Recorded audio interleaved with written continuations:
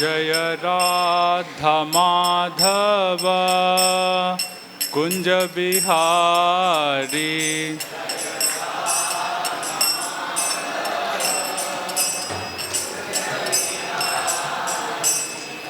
जय राधा माधव कुंज बिहारी।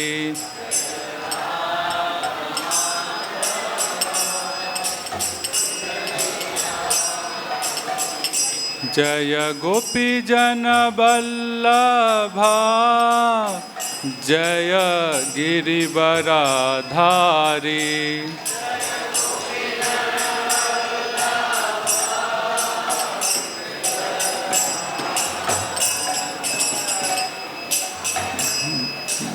यशोदानंदन ब्रज जन रंजन।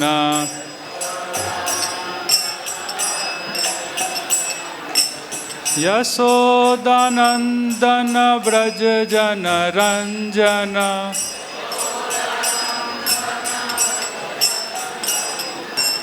यमुना तीरा बनचारी।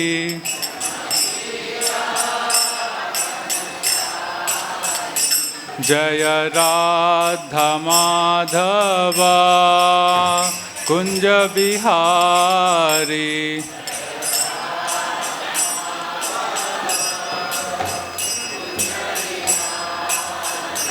जय राधा माधव कुंज बिहारी।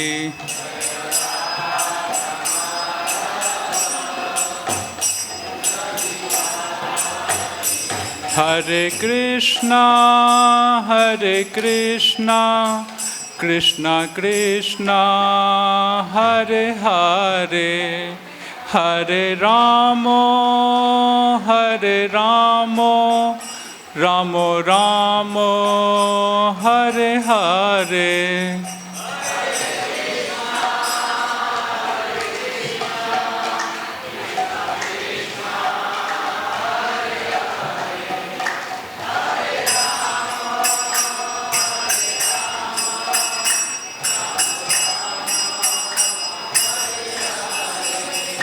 हरे कृष्णा कृष्णा कृष्णा हरे हरे, हरे रामो रामो रामो हरे हरे।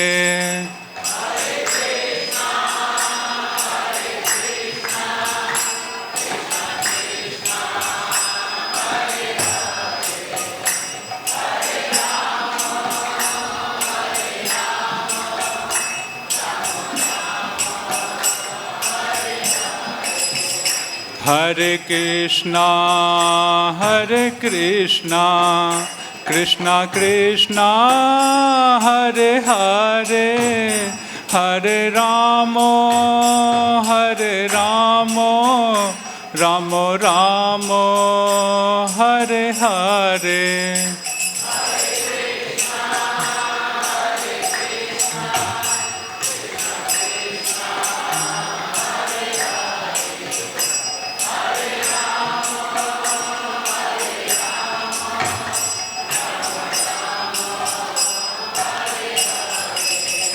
जय प्रभुपदाय जय प्रभुपदाय, प्रभुपदाय जय प्रभुपदाय।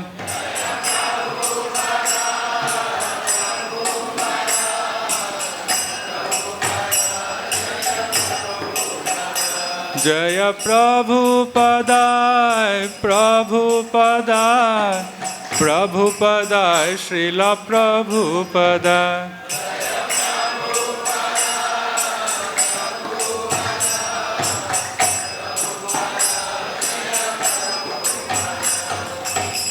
जगत गुरु श्रील प्रभुपाद की। ओम अज्ञानतिरन्धस्य ज्ञानाञ्जनशलाकया चक्षुरुन्मीलितं येन तस्मै श्रीगुरुवे नमः। श्रीचैतन्यमनोभीष्टं स्थापितं येन भूतले सोऽयं रूपा कदा मह्यं ददाति स्वपदान्तिकम्। नमो ॐ विष्णुपादाय कृष्णपृष्ठाय भूतले श्रीमते भक्तिवेदान्ता स्वामिनिति नामिने। नमस्ते सरस्वते देवे गौरवाणी प्रचारिणे निर्विशेष शून्यवादी पाश्चात्यदेशतारिणे। जय श्री कृष्ण चैतन्य प्रभु नित्यानंदा श्री अद्वैत गदाधर शिवासादि गौर भक्तवृंदा। कृष्णा हरे कृष्णा कृष्णा कृष्णा हरे हरे हरे राम राम राम हरे हरे। मूकं करोति वाचालं पंगुं लंघयते गिरिं यत्कृपातमहं वन्दे श्रीगुरुदीनतारिणम्। ओम नमो भगवते वासुदेवाय। ओम नमो भगवते वासुदेवाय। ओम नमो भगवते वासुदेवाय। श्री शुक उवाच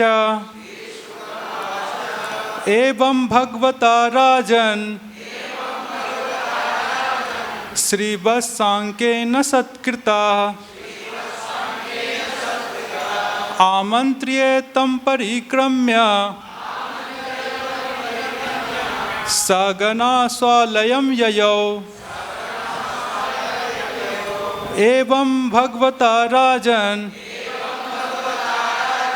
श्रीवत्साङ्केन सत्कृता आमन्त्र्ये तं परिक्रम्य सगना स्वालयं ययौ।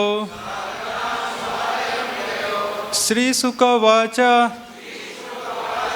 एवं भगवता राजन् श्रीवत्साङ्केन सत्कृता आमन्त्र्ये तं परिक्रम्य सहगना स्वालयं ययौ। श्रीशुक उवाच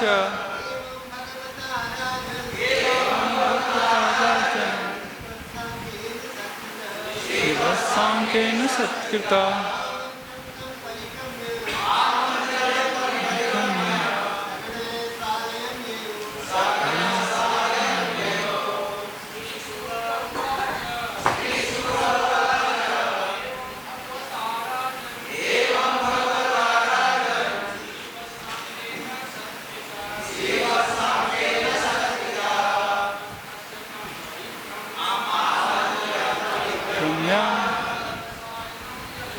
सगना स्वालयं ययौ।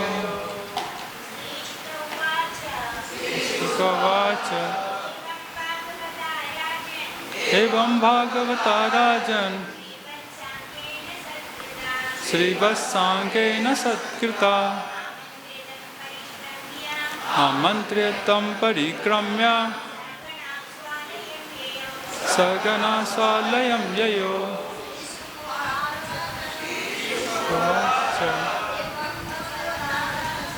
एवं भगवता राजन् श्रीवत्साङ्केन सत्कृता आमन्त्र्ये तं परिक्रम्य ययौ। श्रीशुक उवाच एवं भगवता राजन् श्रीवत्साङ्केन सत्कृता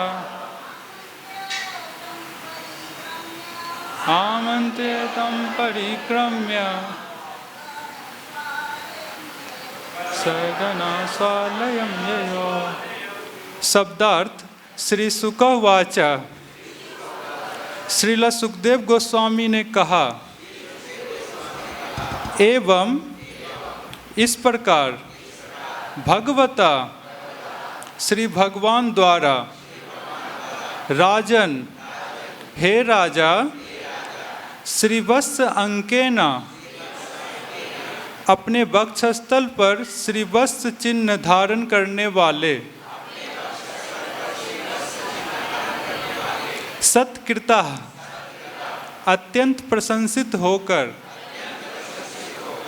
आमंत्र्य अनुमति लेकर तम उनकी परिक्रमा करके सहगना अपने गणों समेत स्व आलयम अपने लोक को वापस चले गए। श्लोक का अर्थ श्रील प्रभुपाद जी के द्वारा। श्री सुखदेव गोस्वामी ने कहा, हे राजन, वक्षस्थल पर श्रीवत्स चिन्ह धारण करने वाले पूर्ण पुरुषोत्तम भगवान द्वारा इस प्रकार प्रशंसित होकर शिवजी ने उनकी परिक्रमा की। फिर उनकी अनुमति लेकर शिवजी अपने गणों सहित अपने लोक कैलाश लौट गए। तात्पर्य, श्रील विश्वनाथ चक्रवर्ती ठाकुर कहते हैं कि जब शिवजी भगवान श्री विष्णु को नमस्कार कर रहे थे तो भगवान श्री विष्णु ने उठकर उन्हें गले लगा लिया। इसीलिए यहाँ पर श्रीवत्सांकेन शब्द प्रयुक्त हुआ है। श्रीवत्स चिन्ह भगवान श्री विष्णु के वक्षस्थल को सुशोभित करता है। अतएव जब शिवजी ने भगवान श्री विष्णु की परिक्रमा की और उन्होंने उनका आलिंगन किया तो श्रीवत्स चिन्ह शिवजी की छाती को छू गया। श्रील प्रभुपाद की हरे कृष्णा। तो हम लोग देख रहे हैं ये 8वें स्कंद का 12वां अध्याय है, उसका 41वां श्लोक है। अध्याय का नाम है मोहिनी मूर्ति अवतार पर शिवजी का मोहित होना। श्लोक में कह रहे हैं, एवं भगवता राजन। सुखदेव गोस्वामी परीक्षित महाराज को कह रहे हैं, इसलिए कह रहे हैं राजन हे परीक्षित महाराज, एवं इस प्रकार भगवता मतलब भगवान के द्वारा। और कैसे हैं वो भगवान, तो बताते हैं श्रीवत्स अंकेना, ऐसे भगवान जिनके वक्षस्थल पर श्रीवत्स का चिन्ह है, उनके द्वारा सत्कृता। जब भगवान से सत्कृता मतलब प्रशंसित हुए, उनके सत्कार को प्राप्त करके प्रशंसित हुए, तो फिर क्या हुआ, उनको तम परिक्रम्य, भगवान शिव ने भगवान विष्णु की परिक्रमा की और फिर आमंत्र्य, उनसे अनुमति ली और सहगना अपने गणों के साथ, भगवान शिव के जो गण हैं, नंदी जी हैं, पार्वती जी और भी सब जो हैं, उनके साथ स्व आलयम ययो, अपने आलय जो भगवान शिव का जो लोक है कैलाश, उधर ययो चले गए। तो यहाँ पे प्रभुपाद जी तात्पर्य में लिख रहे हैं, ये जो शब्द है श्रीवत्स अंकेन, इससे कह रहे हैं क्या कि इसमें विश्वनाथ चक्रवर्ती ठाकुर को वो कोट करके कहते हैं कि जब शिवजी भगवान श्री विष्णु को नमस्कार कर रहे थे, ये लीला आपको पता होगी क्या हो रहा था मोहिनी मूर्ति के द्वारा। सब मतलब ये तो 41वां श्लोक है, अभी तक तो सुनते आ रहे होंगे कि कैसे भगवान शिव मोहिनी मूर्ति से मोहित हो गए और फिर उसके बाद फिर भगवान विष्णु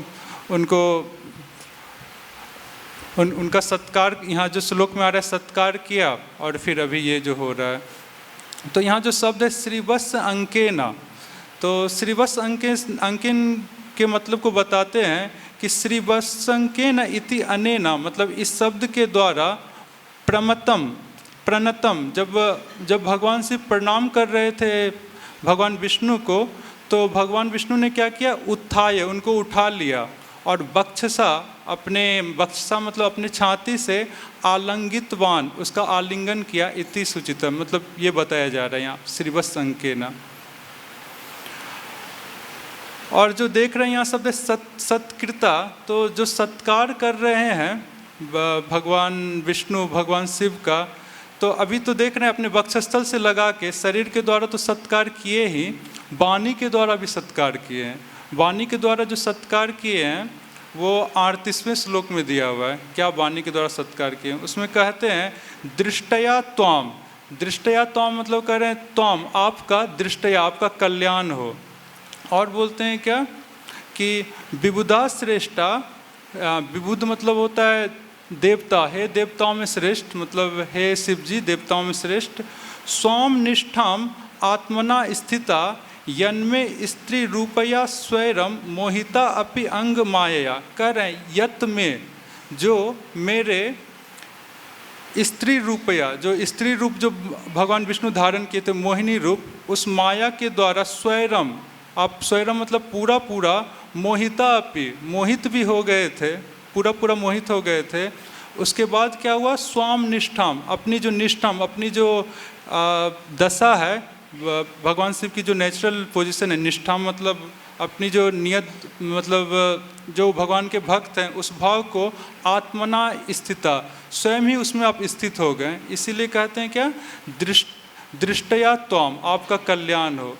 देखिए भगवान से मोहित तो हुए थे, मगर फिर वो स्वयं से ही अपने विवेक में आके अपनी निष्ठा में, मतलब अपनी जो नेचुरल उनकी जो दशा है उसमें स्थित हो गए। तो यहाँ प्रश्न का बनता है कि तो मोहित क्यों हुए? मतलब भगवान शिव जो है वैष्णव नाम यथा संभव, सभी भक्तों में तो एकदम अग्रगण्य है, तो मोहित क्यों हुए? तो इसके बारे में श्रीधर स्वामी और चक्रवर्तीपाद बताते हैं। ये जो अध्याय है इसके ही उपक्रम में, उपक्रम मतलब एकदम स्टार्ट में श्लोक देते हैं श्रीधर स्वामी। कहते हैं कि जब असुरों को मोह लिया मोहिनी मूर्ति ने, तब वो क्या सोच रहे हैं, भगवान विष्णु क्या सोच रहे हैं? तो कहते हैं आमोह्यम असुरा विष्णु माया न तद्भुतम। कह रहे हैं ना कि विष्णु माया के द्वारा असुरों को मोह लिए, तो कह रहे हैं ना तद अद्भुतम, उसमें कोई अद्भुत बात है नहीं। असुर को मोह लेना विष्णु माया के द्वारा, ये कोई अद्भुत बात है नहीं। अगर जहाँ देखेंगे असुरों के बारे में, असुरों की हिस्ट्री को, तो ये समझ जाएंगे वो बार बार मोहित होते हैं, शुरू से ही मोहित होते रहते हैं।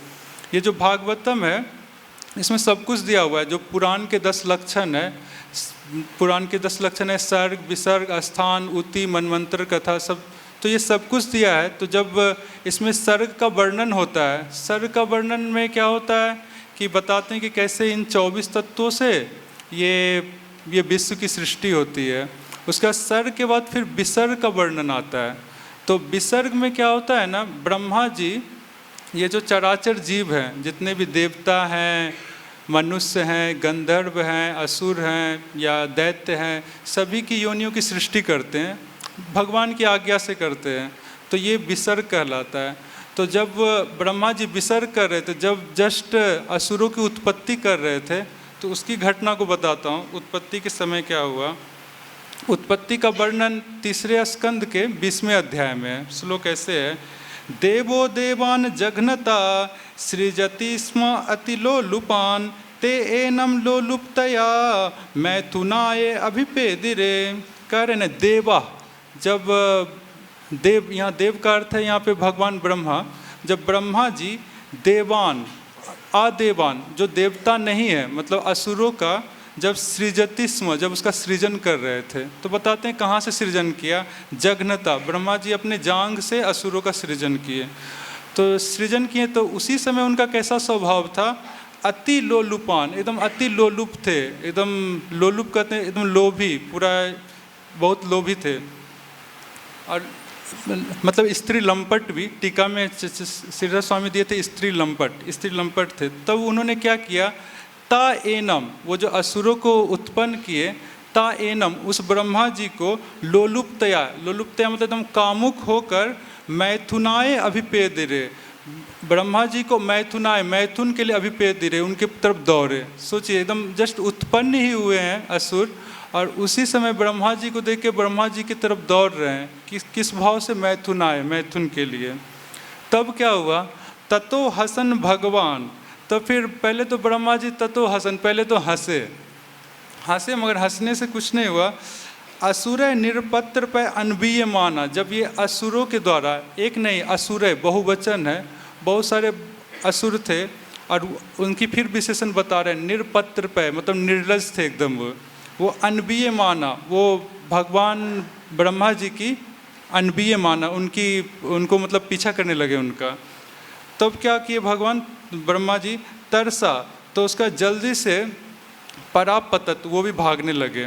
और ब्रह्मा जी की स्थिति कैसी थी, क्रोधो भीता, मतलब उनको क्रोध भी आ रहा था और थोड़े भयभीत भी थे, बहुत सारे असुर थे, सब पीछे पीछे आ रहे हैं, तो क्रोध भी था और भयभीत भी थे।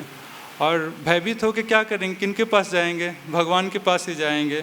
तो स उपव्रज्य बरदम प्रपन्नार्ति हरम हरि, सा वो जो ब्रह्मा जी है उपव्रज्य, वो पहुँचे किनके पास, भगवान हरि के पास। तो भगवान हरि कैसे हैं उनके बारे में बता रहे हैं, बरदम जो वरदान देते हैं, और प्रपन्ना आरती हरम, जो प्रपन्न जो शरणागत हो जाते हैं उसकी आरती, उसके सारे क्लेश को हर लेते हैं, उस भगवान हरि के पास उपव्रज्य पहुँचे और बोले, पाहि माम परमात्मानम ते प्रेषणेनासृजम प्रजा ता इमा यमितुम पापा उपाक्रंति माम प्रभो। करें परमात्मानम, हे परमात्मा, पाहि माम, मेरी रक्षा कीजिए, ते प्रेषणेना मतलब आप ही की आज्ञा से, आसृजम प्रजा, मैंने प्रजाओं की सृष्टि की, मतलब ये जो असुर हैं देवताएं सबकी सृष्टि की, तो इसलिए आप ही रक्षा कीजिए।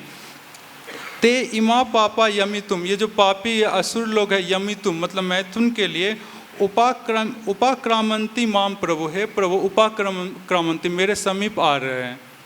तो भगवान क्या सल्यूशन देते हैं, भगवान क्या कहते हैं, विमुच्य आत्मनम तनु घोराम इति उक्त्वा विमोचहा इति उक्त्वा, भगवान विष्णु कहते हैं विमोच्य आत्मतनु, जो आपका ये जो शरीर है उसको त्याग दीजिए। ब्रह्मा जी के लिए कोई प्रॉब्लम नहीं है, वो शरीर त्यागते हैं, दूसरा शरीर भी ले लेते हैं। ये जब विसर्ग का वर्णन आता है तो कई बार वो शरीर त्यागते हैं, कई बार शरीर लेते हैं।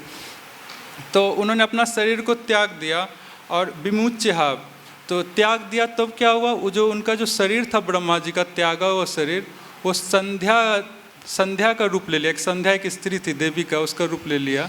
तो असुर लोग फिर अब उसके तरफ मोहित हो गए, ब्रह्मा जी को छोड़ दिए।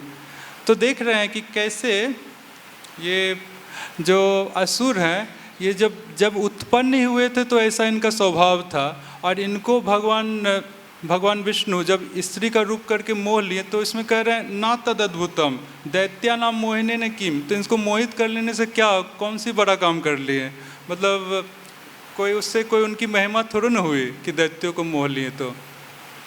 तो इसीलिए तो फिर उसके बाद अब आप देखेंगे भगवान शिव के बारे में। अब भगवान शिव कैसे हैं, तो भगवान शिव देखिए तो भगवान के ही अंश है, भगवान विष्णु के ही अंश है। कला नाम ऋषभा, ये शब्द आता है भगवान शिव के लिए। भगवान विष्णु के जितने भी कला हैं, जो मनु महाराज हैं, मनु पुत्र हैं, ये सब भगवान की कला ही है, कला कहलाते हैं। तो उन सब में ऋषभा श्रेष्ठ हैं। जो गुणावतार भी देखेंगे तो ब्रह्मा जी सबसे श्रेष्ठ है, ऐसे हैं। और जब सत्संग मतलब जब वो कथा करते हैं, सत्संग करते हैं, तो बड़े बड़े विरक्त ऋषि जैसे सनकादिक वगैरह ये सब आते हैं। और सनकादिक ऋषि कैसे हैं उनके बारे में बताया जाता है। नारायण, वो जो नारायण कवच उसमें बताते हैं, सनकादिकाम अवतु कामदेवा, सनकादिक से प्रार्थना करते हैं कि कामदेव से बचाए, रक्षा करे। मतलब जो सनत कुमार आदि का स्मरण करता है तो उसका कामदेव से उसकी रक्षा हो जाती है। तो ऐसे ऐसे विरक्त संत, विरक्त लोग भगवान शिव की कथा को सुनते हैं, उनसे संग करने के लिए आते हैं। और भगवान शिव भी एकदम जो जितने भी इंद्रिय जीत लोग हैं, इंद्रियों को जिसने नियंत्रण किया, उसमें एकदम श्रेष्ठ हैं। कामदेव स्वयं आया था उसको मोहित करने के लिए, मगर मोहित कर नहीं पाया और वो कामदेव को भस्म कर दिए थे भगवान शिव। इसका भी कथा बताता हूँ कैसे भस्म किए थे। इसकी कथा शिव पुराण में आती है, पार्वती खंड में 17वें अध्याय में। एक दैत्य रहता है, उसका नाम रहता है तारकासुर रहता है। तारकासुर रहता है और सेम चीज़ करता है जो सभी दैत्य करते हैं। उसको शुक्राचार्य बोलते हैं तपस्या करो, तो तपस्या करता है और ब्रह्मा जी को प्रसन्न कर लेता है। प्रसन्न कर लिया, फिर वरदान मांगता है। और जानते हैं असुर लोग एकदम विचित्र विचित्र वरदान मांगते हैं, ये भी विचित्र वरदान मांगने वाला रहता है। उस समय क्या होता है ना, जब तारकासुर तपस्या कर रहा था, आप लोग जानते होंगे कि भगवान शिव की पत्नी थी सती माता, और दक्ष प्रजापति यज्ञ किए थे और भगवान शिव का स्थान नहीं दिए थे, और सती माता चली गई थी, तो अपने आप को अपमानित महसूस की और फिर लौट वहीं पे अपना आत्मदाह कर ली थी सती माता। तो जब सती माता आत्मदाह कर ली थी तो भगवान शिव तो पहले से विरक्त है, और विरक्त हो गए, वो अपना तपस्या में लग गए। कुछ जगत से कोई मतलब नहीं, एकदम घोर तपस्या लंबे समय से कर ही रहे थे और कंटिन्यू था, कुछ टूटने का था। तो ये तारकासुर सोचता है कि अरे ये तो तपस्या कर रहे हैं भगवान शिव और स्त्री भी मर गई है, तो अब तो पुत्र तो होगा नहीं। तो मांगता क्या है ना वरदान में कि मुझको वही मार सके जो शिव वीर समुत्पन्ना, जो भगवान शिव के वीर से उत्पन्न जो उसका जो पुत्र होगा वही मार सके मुझे। तो ब्रह्मा जी भी कहते हैं ठीक है। तो मतलब उनको लगता है अब तो पुत्र होगा नहीं भगवान शिव को, तो अमर जैसे ही रहेंगे आराम से। तो ब्रह्मा जी कहते हैं ठीक है। फिर इसके बाद फिर वही सेम काम ये भी करता है तारकासुर, जाके स्वर्ग में अपना आधिपत्य जमा लेता है, और जितने भी देवता हैं वो सब तो एकदम पूरा भयभीत रहता है इससे। भगवान इंद्र जो हैं वो अपना ऐरावत इनको भय के मारे दे देते हैं, और भी जो देवता लोग हैं वो भी अपना अपना छत्र ये सब दे देते हैं इनको। और देवता लोग काफ़ी समस्या में रहते हैं। थोड़े टाइम के बाद ये देवता लोग जाते हैं ब्रह्मा जी के पास कि मतलब इसने पूरा राज्य कर लिया है, हम लोग की स्थिति एकदम ठीक नहीं है। तो ब्रह्मा जी कहते हैं ठीक है, उसको समझाता हूँ। तो जाते हैं तारकासुर को वो समझाते हैं, तारकासुर मान लेता है, वो स्वर्ग को छोड़ देता है, खाली कर देता है, अपना इधर पृथ्वी में सोनितपुर में आके राज करने लगता है। मगर फिर भी जो भगवान इंद्र थे उसको पूरा संतोष नहीं होता है, मतलब उनका समस्या पूरा खत्म नहीं हुआ। खत्म तो तब होगा जब तारकासुर का वध हो जाएगा। तो अभी भी वो समस्या में थे। तब उन्होंने क्या किया, भगवान इंद्र के मित्र हैं कामदेव को बुलाया, बताया कि बहुत आपत्ति आ गई है। श्लोक भी मैं बताता हूँ क्या बोला उनको। कहते हैं दातु परीक्षा दुर्भिक्षे रणे सूर्यस्य जायते आपातकाले तो मित्रस्य आसक्त स्त्रीणाम कुलस्य ही। एकदम अच्छे से समझाते हैं उसको। कहते हैं दातु परीक्षा दुर्भिक्षे, जो दाता होता है ना बहुत दानी है, जब दुर्भिक्षे जब अकाल पड़ जाएगा, जब संसाधन की कमी होगी तब उसकी परीक्षा होती है। और बोलते हैं सूर्य मतलब सूर्य जो बहुत पराक्रमी है, बोलते हैं उसकी परीक्षा कब होगी, रणे जब युद्ध में जाएगा। और बोलते हैं स्त्री नाम कुलस्य, और स्त्री की कुल की और मतलब स्त्री के स्वभाव की परीक्षा कब होगी, आसक्तो, जब उसका पति आसक्त है, मतलब शरीर से या धन से असमर्थ हो गया, तब उसकी परीक्षा होती है। अच्छा उनके साथ है तो अच्छी है, कहीं चली गई तो उतना अच्छा नहीं है। और तब बोलते हैं, अब मेन बोलते हैं मित्रस्य तु आपातकाले, मित्र की परीक्षा कब होगी, जब आपातकाल होता है। तो ये बताते देखो अभी आपातकाल है, हम और देवता सब परेशान है, आप क्या करो ना कामदेव, ठीक है हाँ, आप क्या करो ना कि आप कैसे जाओ और भगवान शिव की जो तपस्या है उसमें विघ्न डालो, और उनके हृदय में ऐसा कामना मतलब काम उत्पन्न कर दो, फिर उनको संतान होगा, फिर ये मार देंगे तारकासुर को। तो ये जो कामदेव रहते हैं वो एकदम तुरंत रेडी हो जाते हैं। उनको थोड़ा घमंड रहता है, घमंड मतलब थोड़ा रहता है कि अरे मैं तो त्रिलोकी में सबको पराभूत कर लिया हूँ, चलो अब भगवान शिव को भी कर लेंगे और कीर्ति फैलेगी। तो एकदम चले जाते हैं कामदेव, सबको लेके जाते हैं, जो उनके परिकर सब हैं, रति बसंत ये सबको, रति उनकी पत्नी है, सबको लेके जाते हैं जहाँ पे भगवान शिव तपस्या कर रहे हैं। भगवान शिव हिमालय में तपस्या कर रहे होते हैं।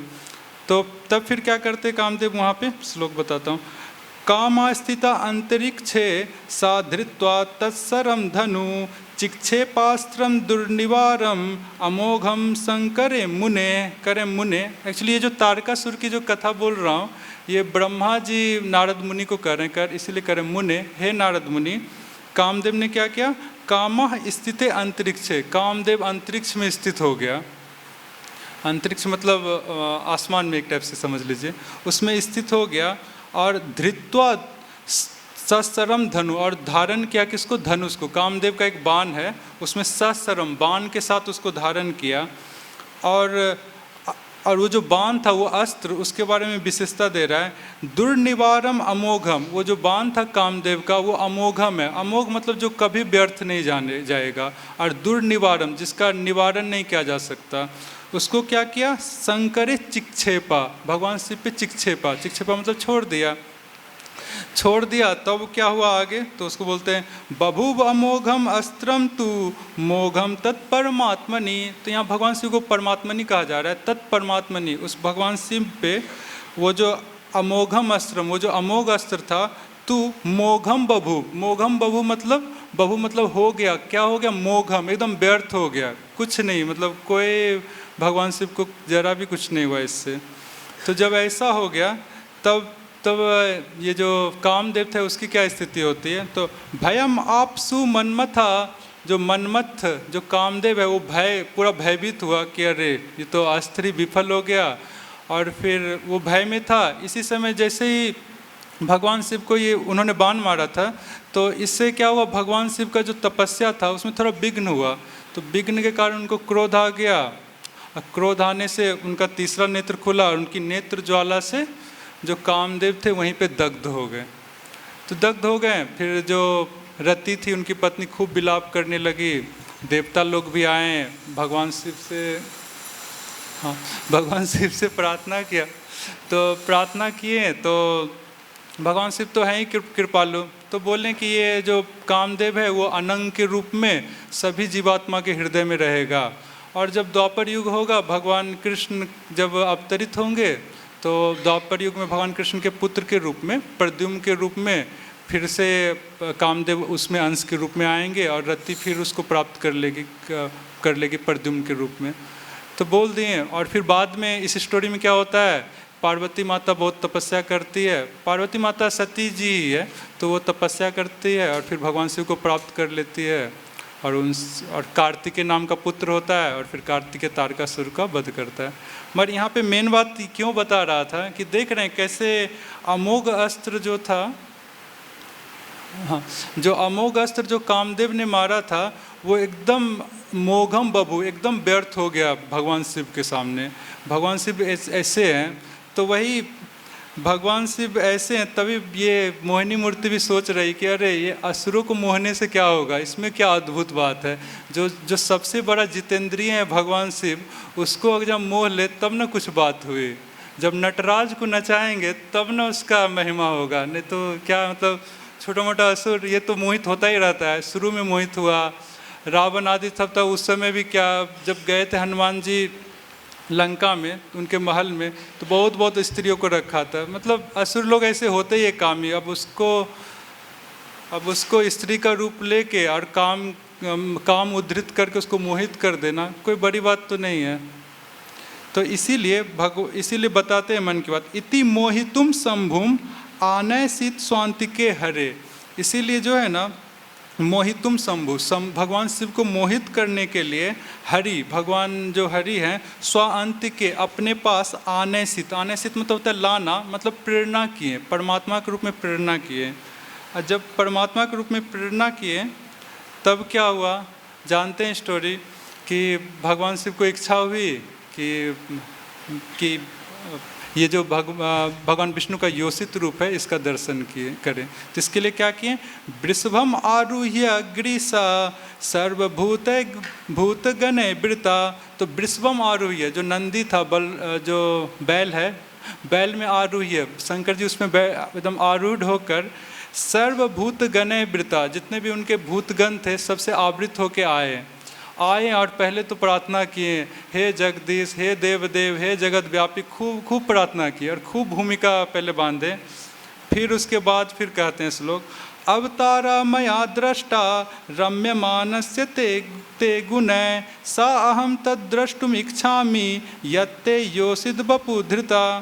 कहते हैं ना कि अवतारम मया दृष्टा, हे भगवान हरि कह रहे हैं कि मेरे द्वारा जो है ना आपके सारे अवतार को दृष्टा देखा गया, और गुणः रम्य मानम थे, और जो आपने गुणः, यहाँ गुणः का मतलब भक्त वत्सलता आदि गुणों के द्वारा जो रम्य मानम, जो आपने जो क्रियाएँ क्या कहते हैं लीलाएँ की, सबको मैंने देखा। मगर यत्ते ये योषित बपु धृतम, जो आपने योषित जो स्त्री का रूप धारण किया, स अहम तद द्रष्टुम इच्छामि, मैं उसको देखने की इच्छा कर रहा हूँ। तो भगवान भी डायरेक्ट नहीं दिखाएं, पहले बोलते हैं कि देख लो कैसा है वो रूप। बोलते हैं कि कौतूहलाय दैत्यानाम योषित वेशा मया कृता। बोलते हैं अरे योषित वेश जो मैंने किया वो तो कौतूहलाय दैत्यानाम, दैत्यों को मोहित करने के लिए किया, वो भक्तों के लिए नहीं है। और कहने लगे कि मगर ठीक है, तत्ते हम दर्श इष्यामि दिदृक्षु सुर सत्तमा कामिनाम बहुमंतव्यम संकल्प प्रभुदयम। करे ना, मगर ठीक है, तत्ते अहम दर्शयिष्यामि, मैं उसका दर्शन कराऊंगा। और क्यों कराएंगे? क्योंकि सुर सत्तमा है, देवताओं में श्रेष्ठ दिदृक्षु, आप देखना चाहते हो ना, तो मैं दर्शन कराऊंगा। मगर और बताता हूँ उसके बारे में, वो तो कामी नाम बहुमंतव्य, जो कामी है उनके लिए बहुमंतव्य, बहुत वांछनीय और आदरणीय है, भक्तों के लिए नहीं है। और संकल्प प्रभुदयम, जो संकल्प प्रभ है, मतलब काम है उसका उदय करने वाला है। पहले थोड़ा थोड़ा बता रहे हैं कि काम को उदय करने वाला है, मगर फिर भी इनको तो इच्छा थी भगवान शिव की देखने की। तो फिर क्या किए ये भगवान, तो उसी समय बैकुंठ में आए हुए हैं भगवान शिव, मगर जो भगवान विष्णु थे वहीं पे अंतर ध्यान हो गए बैकुंठ से ही। और फिर भगवान शिव चारों ओर देख रहे थे, तो वहीं देखते देखते उनकी दृष्टि पड़ी एक उपवन पे देखे, तो वहाँ उपवन पे देखे, तो फिर वहाँ देखे कि कोई स्त्री है, वो कंदुक संस्कृत शब्द है, गेंद को उछाल रही थी, उछालती थी, फिर उछालने के क्रम में उसका साड़ी इधर उधर थोड़ा खिसकता था, फिर साड़ी वाड़ी सजाती थी, फिर वैसे ही पवन हवा बहता है और साड़ी वाड़ी खिसकता है, और वो ठीक कर रही थी। और भगवान शिव थोड़ा देखते देखते देखने लगे। फिर वो स्त्री भगवान शिव को अपना जो है ना, मतलब तिरछे नेत्र से देखती है। जब भगवान शिव को तिरछे नेत्र से देखती है वो स्त्री, तो फिर शिव जी का जो मन रहता है वो उनके बस से निकल जाता है। वो जो स्त्री थी, मतलब वो मोहिनी मूर्ति थी, उसकी तरफ दौड़ने लगते हैं जाने लगते हैं भगवान शिव। और दौड़ने में क्या होता है, ना आत्मानम अंतिकम उमा स्वगणांश वेदा, जब दौड़ रहे होते हैं तो उनको कुछ ख्याल नहीं आता है स्वगणांश की, उसके बहुत गण है, उनका कोई ख्याल नहीं आता है। और आत्मानम अंतिकम उमा, जो उनके पास में जो स्थित है उमा, उनकी पत्नी, उसका भी उसको ख्याल नहीं रहता है। दौड़ रहे हैं, तो दौड़ते दौड़ते श्लोक है, स अनुव्रज्याति वेगेन गृहीत्वा निक्षतिम स्त्रियम केशबंधा उपानीय बाहुव्याम परिस्वजे। अनुव्रज, जब पीछा कर रहे हैं, कैसे कर रहे हैं? धीरे धीरे नहीं, अति वेगेन, बहुत तेज से चल रहे हैं भगवान शिव। और क्या किए? गृहीत्वा केशबंधा, वो जो मोहिनी मूर्ति वो स्त्री है, उसकी केशबंध को, मेरा ये भी बहुत लंबा है, ठीक है तो वो उसके केशबंध को पकड़ लिया, और मतलब केशों को पकड़ लिया, पकड़ के क्या किया, उपानीय अपने पास लाया। और अनिक्षतिम स्त्रियाँ, वो स्त्री मतलब अनिच्छा दिखा रहे थे। वैष्णव लोग बताते हैं कि अनिच्छा में बस क्या बोले थे, ऐसा नहीं बोले थे कि छोड़ दो मुझको, मतलब या ठीक नहीं कर रहे, बोले थे अरे सब देख रहे हैं, मतलब वाणी के द्वारा और उसको मोहित ही कर रहे थे भगवान शिव को, कि सब देख रहे हैं, मतलब हाँ मेरी वो है। तो उपानीय बाहुभ्याम, तो उसको उपानीय, तो उसको समीप लाएं, और बाहुभ्याम परिस्वजे, और बाहु के द्वारा उसको परिस्वजे, उनका आलिंगन किए। जब भगवान शिव उनका आलिंगन किए, और फिर आलिंगन किए, और ये जो मोहिनी मूर्ति थी उनसे छूटना चाह रही थी, और भगवान विष्णु है, छूटना चाहेंगे तो छूट ही जाएंगे, तुरंत छूट गए। और फिर भागने लगे वो। फिर जो भगवान शिव है वो उनका पीछा कर ही रहे हैं। उदाहरण देते हैं कि जैसे ऋतुमती हथनी होती है, उसके पीछे हाथी भागता है, तो ऐसे ही भगवान शिव वो मोहिनी मूर्ति के पीछे पीछे भाग रहे हैं। और फिर जो मोहिनी मूर्ति है वो एकदम भागने के क्रम में पूरा ऋषि महर्षि का जो आश्रम रहता है सब के तरफ से जाती है, एकदम जा रही होती है और भगवान शिव भी उसके पीछे पीछे दौड़ रहे हैं। चूँकि आलिंगन किए थे और काम भाव था भगवान शिव का, तो धीरे से उनका वीर जो है स्खलित हो जाता है। तो जैसे ही वो स्खलित हो जाता है तब उनको विवेक आ जाता है, वो समझ जाते हैं अच्छा ये तो भगवान विष्णु ही है, ये मैं मोहित हो गया। तो उसी चीज़ को जो कहे थे कि जैसे विवेक आता है, स्वाम निष्ठाम आत्मना स्थिता, एकदम जो अपनी निष्ठा है, निष्ठा मतलब कि जो अपने यहाँ जो नेचुरल स्थिति है, मतलब जो नित्य दशा है भगवान शिव का जो भक्त के रूप में, उसमें आत्मना स्थित, स्वयं ही स्थित हो गए। इसी के लिए बोले थे त्वम दृष्टया आपका कल्याण हो, मतलब ये।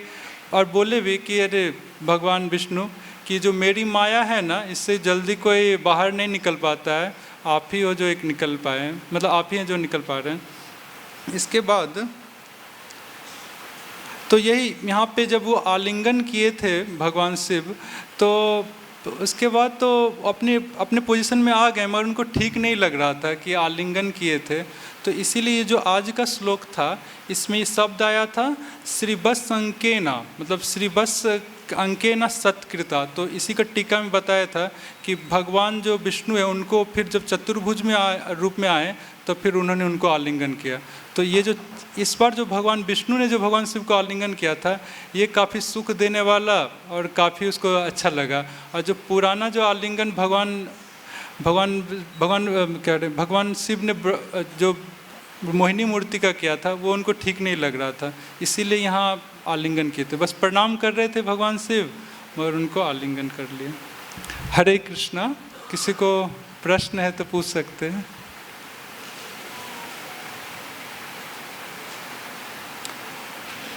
हाँ, ऐसे एक और महत्वपूर्ण चीज़ है वो बता देता हूँ। यहाँ जो भगवान विष्णु का जो मोह हो रहा है वो स्वांश माया, मतलब जो वैष्णव माया है, आध्यात्मिक माया है, उसके द्वारा हो रहा है। दैव्या विलक्षण है, ये जो दैवी माया होती है इससे पूरा विलक्षण है। आजकल के जगत के लोग जो मोहित होते हैं इससे पूरा विलक्षण, वो तो एकदम माइक मतलब त्रिगुणात्मक माया से मोहित हो जाते हैं। भगवान शिव को जो मोहित किया इन्होंने, भगवान विष्णु ने, वो वैष्णवी माया से किया, आध्यात्मिक माया से अपना किया था। हाँ ठीक है, कोई किसी का प्रश्न है तो पूछ सकते हैं।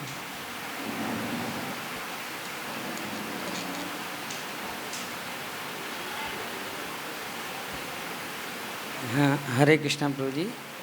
तो आपने अभी बताया कि जैसे असुर का और वैष्णवों का लक्षण में अंतर बताया, तो जैसे आपने बताया कि शिव जी का वीर स्खलन हो गया तो वो होश में आ गए। जब शिव जी का वीर स्खलन हो गया तो वो होश में आ गए, लेकिन असुर लोग होते हैं क्या, वो होश में नहीं आते क्या? मतलब वो हमेशा माया के उसी में रहते हैं। दोनों में अंतर है, क्या अंतर है मतलब माया में और भक्तों में? मतलब असुरों में और देवताओं में या भक्तों में क्या अंतर है? हाँ, यहाँ देख रहे हैं जो भक्त होते हैं इनको भगवान मोह रहे हैं, और ये जो मोहित हो रहे हैं इससे कभी भगवान शिव को जरा भी वो विचलित नहीं हुए। मतलब इससे ऐसा नहीं हुआ कि अरे कोई क्षोभ हो रहा है, क्योंकि अपने प्रभु के द्वारा ये मोहित हो रहे हैं। प्रभु जो है भगवान विष्णु, उनके क्या स्वामी है। कैसे कोई शिष्य है वो अपने गुरु से वाद विवाद में कुछ हार जाए, मतलब परास्त हो जाए, तो कुछ उसको लगेगा? कुछ नहीं लगेगा। तो ऐसे ही भगवान शिव जब मोहित हो रहे हैं तो उनको कुछ ग्लानि या कुछ नहीं हो रही है। मगर आप देखते हैं भौतिक जगत में वो कुछ फेलियर को कुछ फेल होता है तो कितना ग्लानि होता है। कुछ लोग तो सुसाइड कर लेते हैं, क्या क्या कर लेते हैं, और उसका माया और बढ़ जाता है। पर यहाँ देख रहे हैं भगवान शिव अपनी स्थिति पे आ रहे हैं, और जो भौतिक लोग होते हैं जो भक्त नहीं है वो और ज़्यादा माया में और क्या कहते हैं और ज़्यादा फंस जाते हैं। भगवान से द्रोह करते हैं या किसी को द्रोह का कारण मानकर दूसरे से द्रोह करने लगते हैं। जबकि जानना चाहिए भौतिक जगत में अपने कर्म के कारण ही कुछ भी मिलता है। कोई भी चीज़ बिना अपने कर्म फल का मिल नहीं सकता है। बहुत मतलब भक्तों के लिए नहीं, जो भक्त नहीं है तो वे दूसरों को कारण समझ के और इस प्रकृति में फंसते जाते, प्रकृति के गुणों में। ठीक,